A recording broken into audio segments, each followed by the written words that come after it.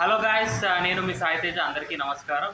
నేను ఇంకొక రివ్యూతో మీ ముందుకు వచ్చిన. ఓకేనా? నేను ఇప్పుడే జస్ట్ రామాయణ మూవీ ట్రైలర్ చూస్తున్నా. చాలా బాగుంది. అండ్ మనకు తెలిసిందే, నమిత్ మల్హోత్రా గారు రామాయణాన్ని తీస్తున్నారు కదా.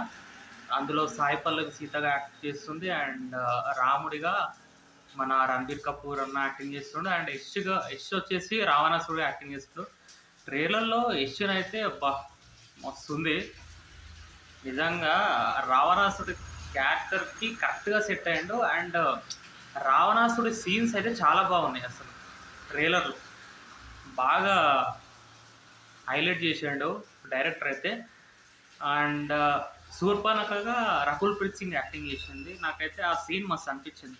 మళ్ళీ యష్ రావణాసుడు వాళ్ళ సిస్టర్తో చెప్తాడు శూర్పణఖతో, నేను రాముడి మీద పగ తీర్చుకుంటా, ఘోరమైన అవమానం జరిగింది నీకు అని. ఆ సీన్స్ కూడా చాలా బాగున్నాయి. అసలు ఆదిపురుష్తో కంపేర్ చేస్తే అబ్బా, ఈ మూవీకి రాకుంది.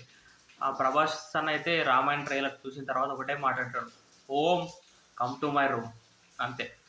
నిజంగా నిజంగా అసలు ట్రైలర్ చాలా బాగుంది. అండ్ నాకు ఒక్క డిసప్పాయింట్ అయింది గాయస్. నిజంగా ఆ డిసప్పాయింట్మెంట్ ఏంటంటే, మనకి ఈ మూవీ ట్రైలర్లో హనుమంతుడిని చూపెట్టలేదు. అండ్ దాచిపెట్టిరు హనుమంతుడిని. నిజంగా నేనైతే చాలా డిసప్పాయింట్ అయినా. మళ్ళీ లాస్ట్లో కుంభకర్ణను కూడా చూపించారు. అండ్ లాస్ట్లో రావణాసుడు ఒక ఇట్లా పులి ఏదో వస్తుంది అనుకుంటా, డైరెక్ట్ అంటాడు. ఆ సీన్ అయితే వస్తుంది గైస్. సింపుల్ చెప్పాలంటే ట్రైలర్ అయితే చాలా డీసెంట్గా ఉంది గైస్. ఏ స్పెషల్ ట్రైలర్ అయితే చాలా డీసెంట్గా ఉంది, చాలా బాగుంది ట్రైలర్. ఓకేనా? అది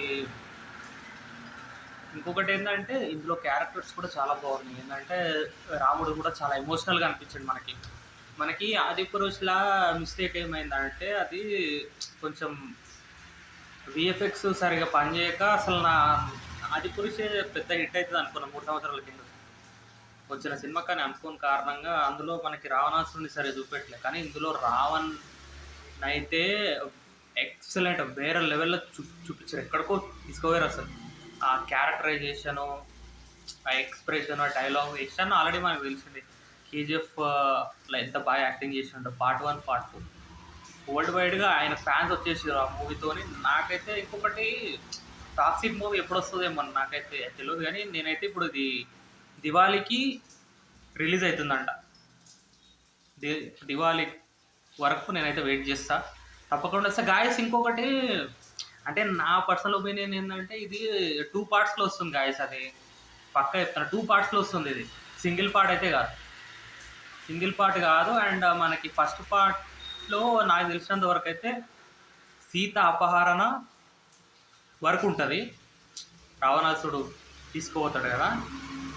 అండ్ ఈ వార్ సీక్వెన్సెస్ ఏవైతే ఉన్నాయో గాయస్, నిజం చెప్తున్నా, అదంతా సెకండ్ పార్ట్లో ఉంటుంది గాయస్. మోస్ట్లీ సీత అపహరణ తర్వాత రాముడు శపథం చేస్తాడు, నేను నా సీతమ్మను తిరిగి తెచ్చుకుంటా, రావణాసురుని ఓడిస్తాను.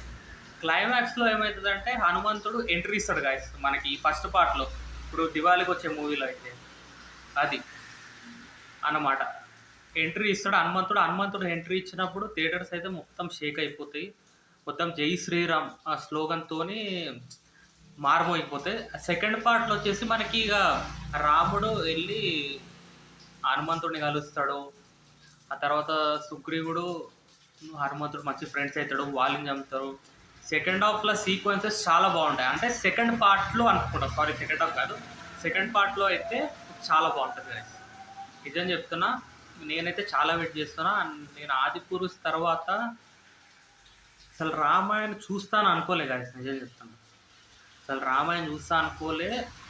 ట్రైలర్ అయితే నెక్స్ట్ లెవెల్ ఉంది గాయస్. ఇది ట్రైలర్ వచ్చేసి 4 minutes ఉంది. నాకు ఎక్కడ అసలు బోర్ కొట్టలేదు, చాలా మంచిగా అనిపించింది గైస్. మరి రామాయణ ఎంతవరకు హిట్ అవుతుందో అనేది దివాళీకి వేచి చూడాలి. కానీ గాయస్ చెప్తున్నా, నిజంగా ఇది 2 parts గాయస్. ఇది సింగిల్ పార్ట్లో అయితే ఫిలిం అవ్వదు, సింగిల్ పార్ట్లో అస్సలు అవ్వదు. ఎందుకంటే చాలా సీన్స్ ఉంటాయి, చాలా ఇంపార్టెంట్ సీక్వెన్సెస్ ఉంటాయి అన్నమాట.